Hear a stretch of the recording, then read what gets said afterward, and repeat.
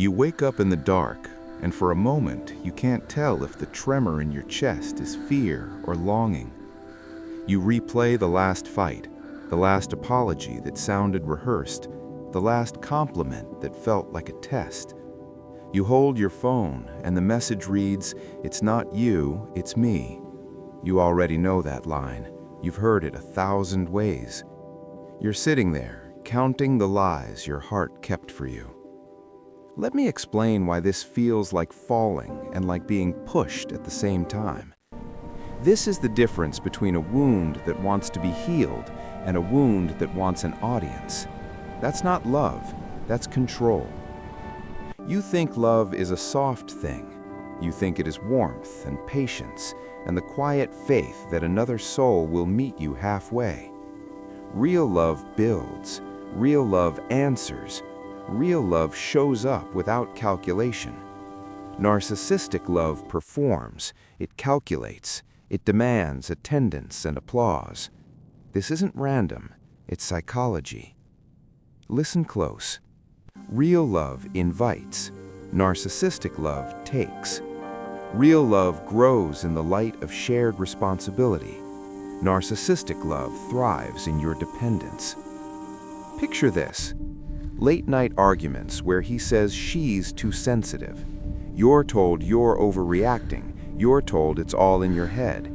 Then, 2 days later, a sunrise apology arrives with roses and an orchestration of charm so precise you almost forget the sting. The cycle resets. Confusion becomes the engine that powers surrender. Here's the truth. Every inconsistency they create is intentional. They polarize your world so their validation becomes the only constant. They fold your boundaries into smaller shapes until your yes is their only food. Gaslighting is the technique. Emotional withholding is the weapon. The goal is predictable, to obscure your reality until you accept theirs. You want examples? I'll give you one you already know. He controls the narrative. In public, he is their champion, charming, attentive, generous. In private, he is a shadow that denies your truth, reroutes blame, and critiques your core. When you confront him, he smiles like a man with nothing to lose and immediately becomes the injured party. You defend yourself, and in the defense, your anger is framed as cruelty. You're silenced, not by force, but by an argument that turns your pain into your fault. That's the signature move. Make the victim feel guilty for the abuse they endured. Make the partner of the abuser doubt their own senses. Make you feel like the unstable one. Real love accepts accountability. Narcissistic love rewrites it. There's a language to narcissistic praise you've been taught to crave.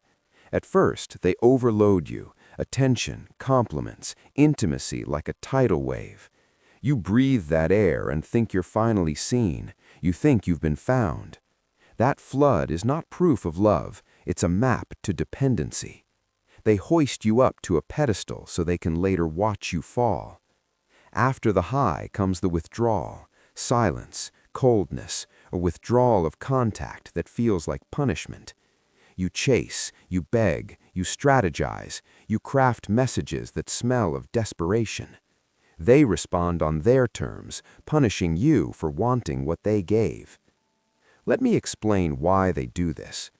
You are a mirror. Narcissists are addicted to reflections. They need to see themselves inflamed in someone else's devotion.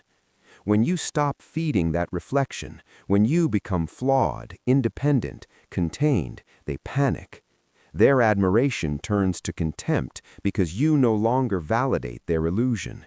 So they dismantle you, quietly, gradually, with surgical precision.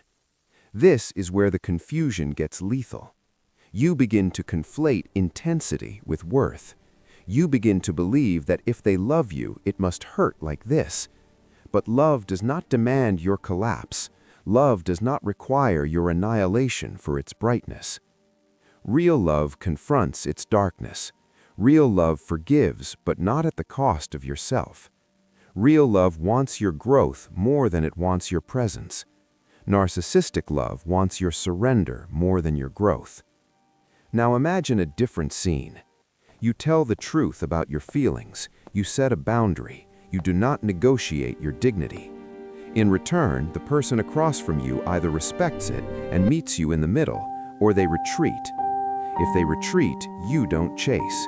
If they return, they do so with respect, not with manipulation. This is the anatomy of real love: steady, accountable, unperformative. Here's the truth. Leaving is not always the heroic part. The heroic part is recognizing the difference. You do not need permission to value your own perception. You do not owe your suffering a justification.